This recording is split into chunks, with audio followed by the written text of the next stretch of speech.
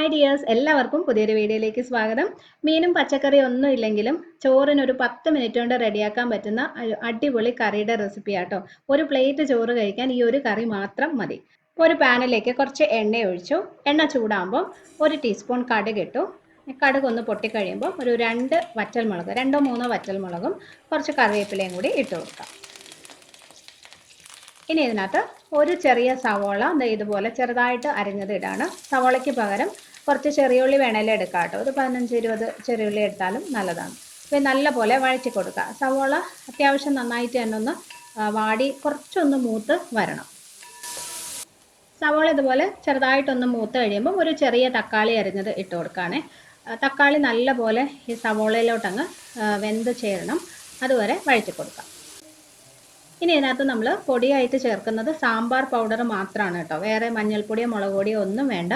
അപ്പോൾ ഒരു 2 table spoon അളവിൽ സാമ്പാർ പൗഡർ എടുത്തിട്ടുണ്ട്. അത് ഇട്ട് കൊടുക്കാം. ഇത് നിർബന്ധമായിട്ടും ചേർക്കണം കേട്ടോ. ഇതാണ് അതിൻ്റെ ഒരു പ്രത്യേക ടേസ്റ്റാണ്. നല്ലപോലെ വഴറ്റി കൊടുക്കുക. സാമ്പാർ പൊടി അങ്ങനെ ഒത്തിരി സമയം മൂപ്പിക്കേണ്ട ആവശ്യമില്ല. പെട്ടെന്ന് തന്നെ എൻ്റെ ഒരു പച്ച ചുവങ്ങ് മാറി കിട്ടും. അപ്പോൾ ജസ്റ്റ് ഒരു 1/2 മിനിറ്റ് ഒന്ന് ഇളക്കി കൊടുത്താൽ മതി. ഇനി ഇതിനകത്തേക്ക് പുളിവെള്ളം ചേർത്ത് കൊടുക്കണം. അപ്പം ഞാൻ ഒരു കുഞ്ഞ് നെല്ലിക്കയുടെ വലുപ്പത്തിനുള്ള പുളി ഒരു 1/2 കപ്പ് വെള്ളത്തിൽ ഇട്ട് വെച്ചിട്ടുണ്ടായിരുന്നു. അത് പിഴിഞ്ഞിട്ട് അതിൻ്റെ വെള്ളം ഒഴിച്ചു കൊടുക്കാം.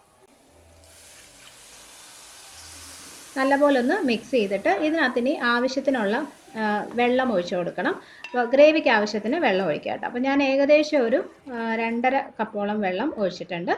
ഇനി പാകത്തിനുള്ള ഉപ്പും കൂടി ഇട്ടിട്ട് നമുക്കിതൊരു 5-6 മിനിറ്റ് ചെറിയ തീയിലൊന്ന് അടച്ചു വെച്ച് തിളപ്പിച്ചെടുക്കണം. ഈ സവോളയൊക്കെ നല്ലപോലെ വെന്ത് വരുന്നത് വരെ ഒന്ന് തിളപ്പിക്കാം.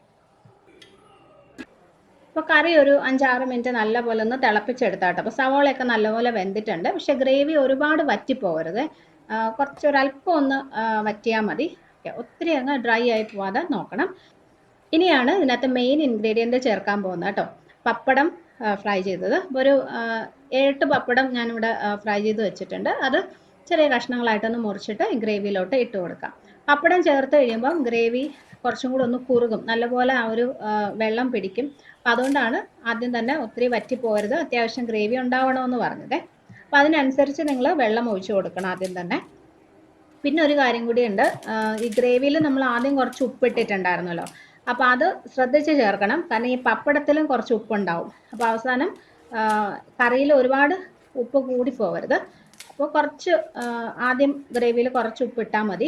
പിന്നെ നമുക്ക് വേണമെന്നുണ്ടെങ്കിൽ ചേർത്ത് കൊടുക്കാം കേട്ടോ. പപ്പടമൊക്കെ ചേർത്ത് കഴിഞ്ഞിട്ട് നോക്കിയിട്ട് ഇട്ട് കൊടുക്കാം. അപ്പോൾ അത് ഇതുപോലെ മുറിച്ചിട്ട് ഇടാണ്. ഒരുപാട് ചെറിയ കഷ്ണങ്ങളാക്കണമെന്നില്ല. ഒരു പപ്പടത്തിന് ഒരു 3-4 ഒക്കെ ആയിട്ട് മുറിച്ച് ഇടാം. ഓക്കെ, ഇനി ഇതൊന്ന് ഇളക്കിയിട്ട് നന്നായിട്ടൊന്ന് തിളച്ചാൽ മതി കേട്ടോ. ഒരുപാട് സമയമൊന്നും കുക്ക് ചെയ്യണ്ട. ഒരു തിള വന്നു കഴിയുമ്പോൾ നമുക്ക് ഓഫ് ചെയ്യാം. ഇപ്പോൾ കറി നന്നായിട്ടൊന്ന് തിളച്ചിട്ടുണ്ട്. കണ്ടോ, ഗ്രേവി അത്യാവശ്യം നല്ലപോലെ പിടിച്ചു. ലാസ്റ്റ് ഇത് ഓഫ് ചെയ്യുന്നതിന് മുന്നേ ഒരല്പം പഞ്ചസാര അല്ലെങ്കിൽ ശർക്കരയും കൂടി ചേർത്ത് കൊടുക്കുകയാണ്. ഞാനൊരു 1/2 ടീസ്പൂൺ പഞ്ചസാരയാണ് ഇട്ടത്. നല്ലൊരു ടേസ്റ്റ് ആട്ടോ. എരിവും പുളിയും ഒക്കെ ചേർത്തിട്ടുണ്ടല്ലോ. അപ്പോൾ മധുരവും കൂടെ ചേർത്ത് ഒന്ന് ബാലൻസ് ചെയ്യാൻ വേണ്ടിയിട്ട് 1/2 ടീസ്പൂൺ പഞ്ചസാരയും പിന്നെ ലാസ്റ്റ് ഒരല്പം കറിവേപ്പിലയും കൂടി ഇട്ടിട്ട് സ്റ്റൗ ഓഫ് ചെയ്യാം. ഇത്രയേ ഉള്ളൂ, നമ്മുടെ കറി റെഡി ആയിട്ടുണ്ട്. പിന്നെ സ്റ്റൗ ഓഫ് ചെയ്ത് കഴിഞ്ഞിട്ട് ഒരു 5 മിനിറ്റ് ഒന്ന് അടച്ചു വെക്കണം കേട്ടോ. അപ്പോൾ കുറച്ച് സമയം ഒന്ന് ഇരുന്ന് കഴിയുമ്പോൾ ആ ടേസ്റ്റൊക്കെ എല്ലാം പിടിച്ച് നല്ല പാകത്തിനായിട്ട് വരും. അപ്പോൾ എത്ര സിമ്പിളായിട്ടുള്ള കറിയാണല്ലോ, പക്ഷേ ടേസ്റ്റ് അടിപൊളിയാണ്. നിങ്ങൾ ട്രൈ ചെയ്ത് നോക്കണം.